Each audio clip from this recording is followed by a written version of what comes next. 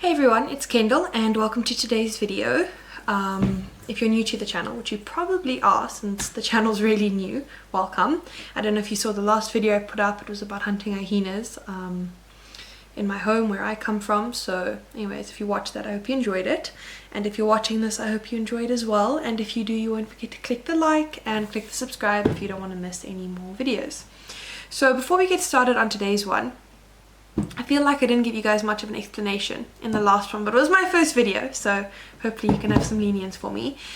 Basically, I live in Zimbabwe, which is a country very south in Africa, and I live in the southern end of Zimbabwe. It's called the Low Veld. I'm on a cattle ranch down there. So I grew up farming, hunting. We lived in another part of Zim, me and my family. We lived in Zambia for a few years, and then we came down here 6 years ago when I was 14.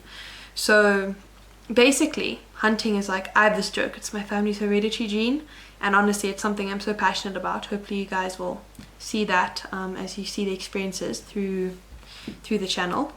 But so I finished school when I was 16. So in Zimbabwe we have what we call an O level and then an A level. So O level, you're 16, that's like half of your high school years, and if you want you can stop school then, or you can continue and do your A levels. So people who get A levels are like people who want to be doctors or nurses or basically go to like college or university, which I didn't. So I stopped when I was 16. I was homeschooled. I stopped when I was 16 and I went right into hunting. So I'd been hunting basically my whole life up till then, especially once we moved here because there was a lot more opportunity.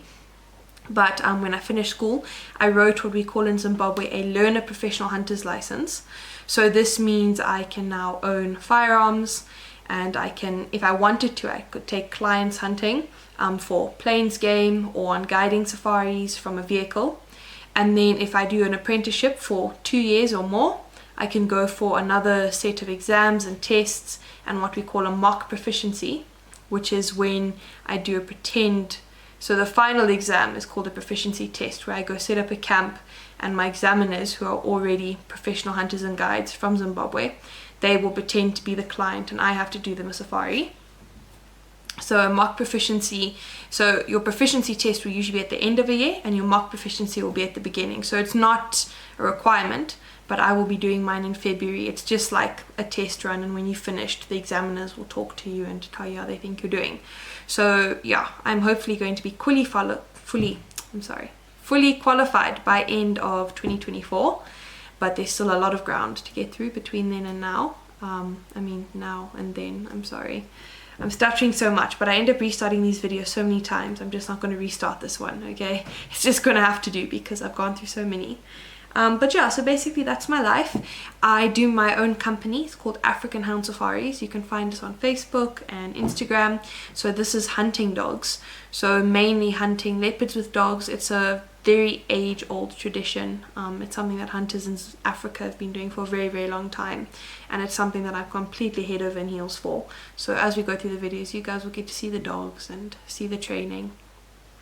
But it really is something very special to me. So I do that. I'm doing my hunting license, and then I have a lot of little projects on the side. I'm just one of those people. I like to do lots of different things, but that will all come in later footage. Anyways, back to today. So I've just been going through like all my equipment and packing my bag. So I'm very pedantic about things being tidy and clean. So other than like my hunting and things, sometimes I will film safaris for clients. I go as a cameraman. So I've got like a bunch of camera equipment, which when you watch these videos, you're probably going to be like, how is she a cameraman for anyone? Because admittedly, they're not that good. But in my defense, the difference is when I film for clients, I literally just film them in their safari. I don't have to do anything else. But when I film my own stuff, I'm like the one shooting and the one setting up baits and the one doing this and the one doing that. And it's really hard to do all of that and operate a camera as I'm learning. But I'm working on it, so hopefully there will be some improvement as time goes on. So anyways, I was back to what I was saying. I was cleaning my stuff today, getting the bags washed, just checking everything. And then I thought you guys might actually like to see my equipment and what I pack and what I use. So before we carry on with this video, when it comes to the equipment, I am not a professional in what you should or shouldn't pack when you're doing any of these things, really. It's just what I've learned over the years, what I like to take. So don't take my word for it. I'm sure there's a lot of ways to do it better, and I know that there's like 100 people out there, if not more, probably a lot more actually considering the size of the world, that you guys can watch as well and get a hold of and speak to, and they will have a much better idea on what you should be carrying when you're out in the bush. This is just what I do. It's probably not nearly as organized as it should be. Not organized, the word is more like advanced as it should be, but I'm in the bush all the time, and I think once you get used to it, you get like a little bit slack on what you're carrying. You know, you stop thinking that things can go wrong, or that you might run out of this or might run out of that, but I try. So anyways, so first up, this is just a really quick one. This is the bag that has my video camera. So it literally just has my video camera inside it, the camera's charger, a toothbrush and cloth to keep it clean, the 2 spare batteries. Well, it's actually 1 spare battery in the battery that it uses, but if I know I'm going a period of time without using it, then I just take the battery out. And then it's got a few essentials in the outside zip, like a rehydrate sachet, lip ice, and that's pretty much it. This is just a video camera bag, it doesn't do anything else.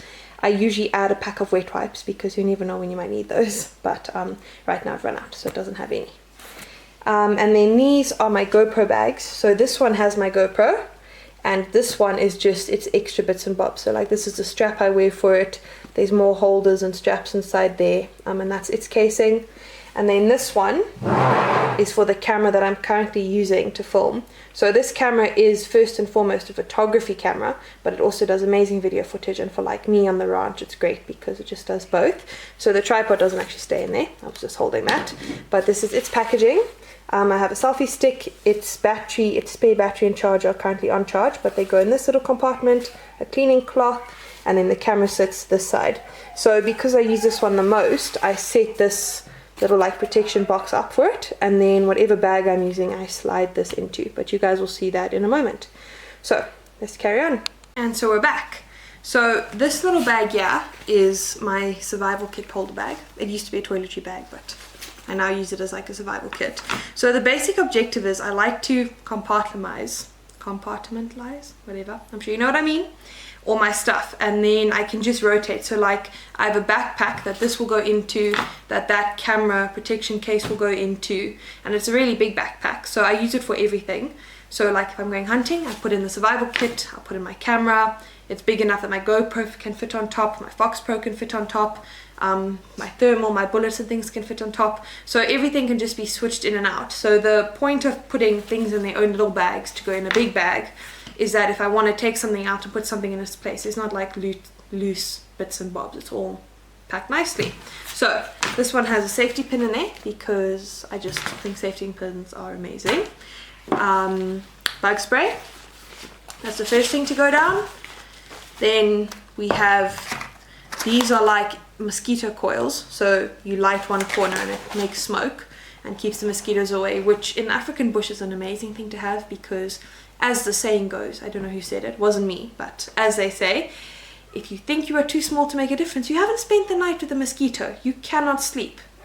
This little bag here, I'm going to apologize quickly for all the barking dogs in the background, but there's like nowhere quiet in this whole yard and house, so you guys are just gonna hopefully get used to the sound of dogs everywhere.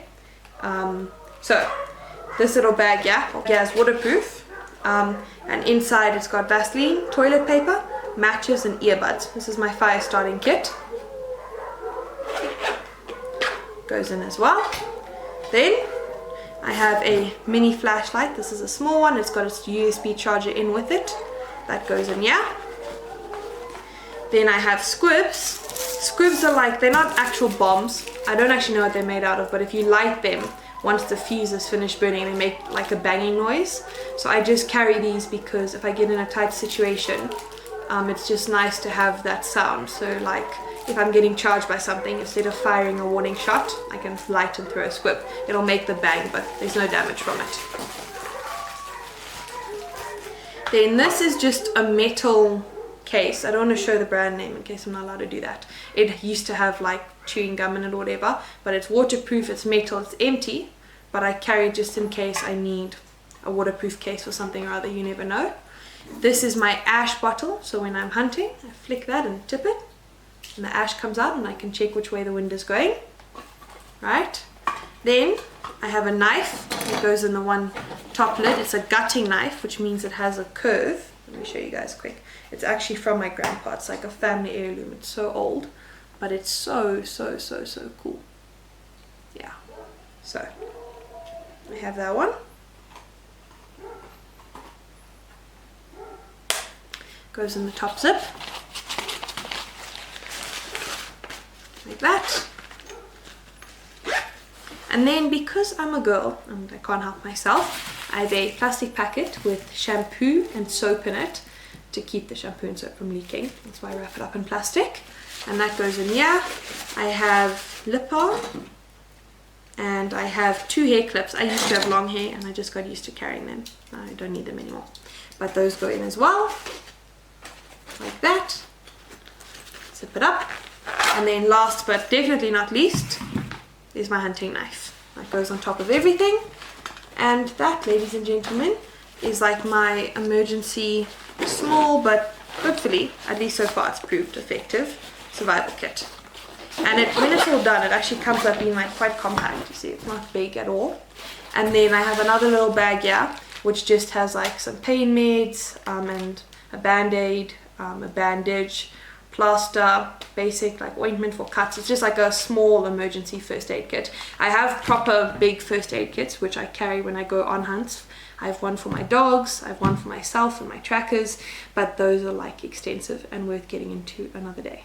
So here we go. These 2 things, they slide into the backpack, and then if I want to put something in their place, I just take them out and they're all packed and ready to go. Okay, moving on. I'm back with another bunch of stuff. So you may be thinking that purple is not a hunting color, and it isn't, but the stuff I'm about to pack is what I use when I'm hunting at night, and this bag will usually be hidden by the blind or a bigger bag, and yeah, plus my gran made it for me, so it's quite important to me. Anyways, let me show you how it goes. So what I use when I night hunt is I have this fleur which my tracker will use to look and check what's going on. So the battery on this lasts longer than the battery on the thermal attachment that goes on my scope. So I don't want to be looking the whole time, plus the rifle is heavy to keep lifting up and looking with. So my tracker will use this, and I keep it safe by wrapping it up in this very colourful beanie, which again, no one really gets to see, so I know it's not a hunting colour, but I've had it since I was like 4. In case you haven't picked up by now, I'm very sentimental. Then this is the thermal. So it has its own casing, but I also wrap it in a t-shirt because I'm just very pedantic about keeping the thermal in one piece. So it gets all wrapped up in its shirt. And then this little container has my batteries. So it's got the batteries for the thermal, and it has a USB stick which has some of my Hyena calls on it for when I'm calling Hyena. So basically I have a really big speaker. I'm sure you'll see it in one of the videos. I'm not using it at the moment, but I use it sometimes. And that speaker connects to a car speaker, and then you put the USB in the radio, or I put my phone in the radio with an aux cord, and then I play the Hyena calls like that. Like I said, there'll be another night when I use it and I will get some video footage and show you guys. But for now, batteries, USB. Alright, so that goes in first. Make the bottom flat. My ammo, so there's a box of bullets. The aux cords, of course, they go in the side.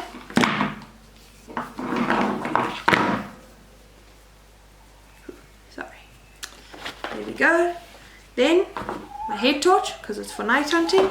Can't have too many torches ever. And then the thermal goes in.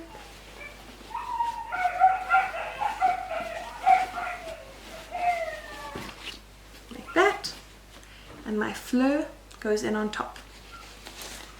And then we're done. Once it's really small, really compact, and really easy to just fit into something else or even carry around as is.